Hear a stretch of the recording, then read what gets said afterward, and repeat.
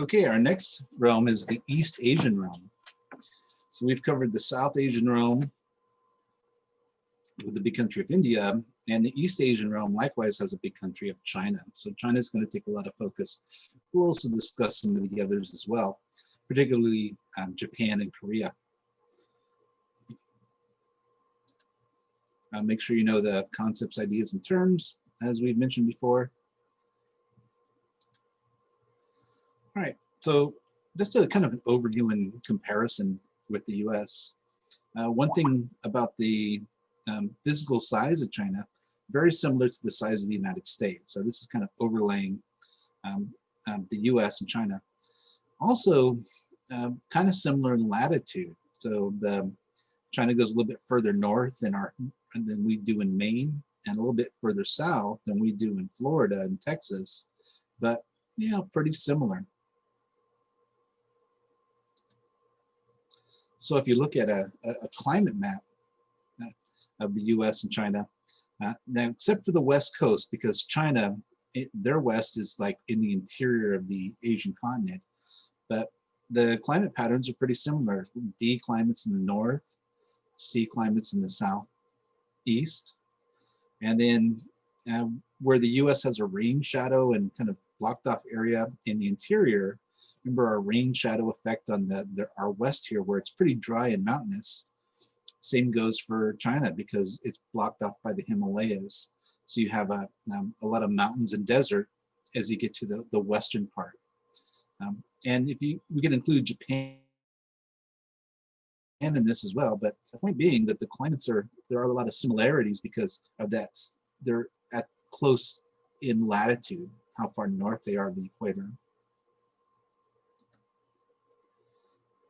And in East Asia, as in South Asia, some of the major physical features are the river valleys, and we'll highlight three in particular. There's the Huanghe. Some of these have kind of anglicized names as well as their Chinese names, so we'll kind of use both. If you've heard of the Yellow River in China, this is the same one we're talking about. It's this one up here, and one thing important about it is that it is also one of the cultural hearths that we've talked about. So this is another cultural hearth was along this river where domestication appeared a long time ago, as it did in Mesopotamia and the Nile Valley. But we'll probably focus a little more on these other two here that have other, that are important for other reasons as well.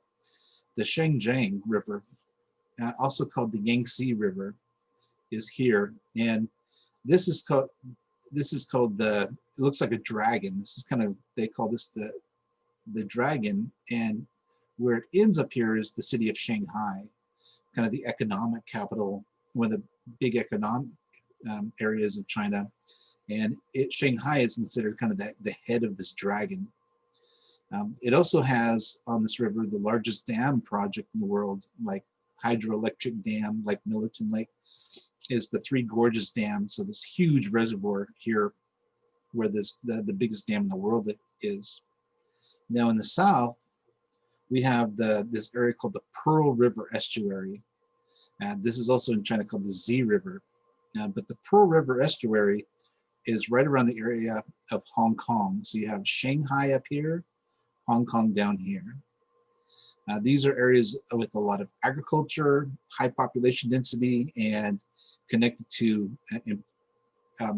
highly populated economic centers in Hong Kong down here and in Shanghai over here. So here's a closer view. The Yangtze, or the Shangjiang, is connected to Shanghai here. And down here is the Pearl River Estuary in the area, kind of hard to see on this map, of Hong Kong. And when we talk about the economic geography, we're going to discuss those in a little more detail. This is a picture of the Three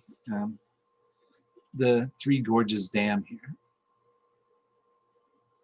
Gorge is like a steep river valley. All right, so we talked about the population in North America in the past, We have a little bit more densely populated areas in the east, a lot more sparsely populated in the interior of the U.S. continent because of that rain shadow effect. And that's true of China as well, but a more intense pattern of super dense populations in the east, very sparsely populated in the west. This is the mountains and deserts of on the interior of the continent. These are the river valleys and more low more fertile, wetter areas of China. So here's a closer view. Most of the population is really concentrated in this eastern part, less so in the west.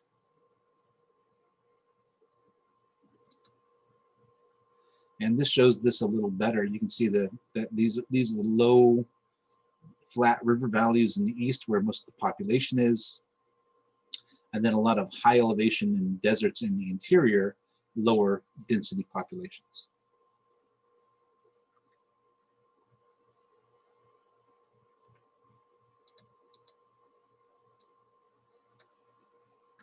And this is Shanghai along the Shangjiang River. This is Hong Kong and in the what's called the Pearl River estuary.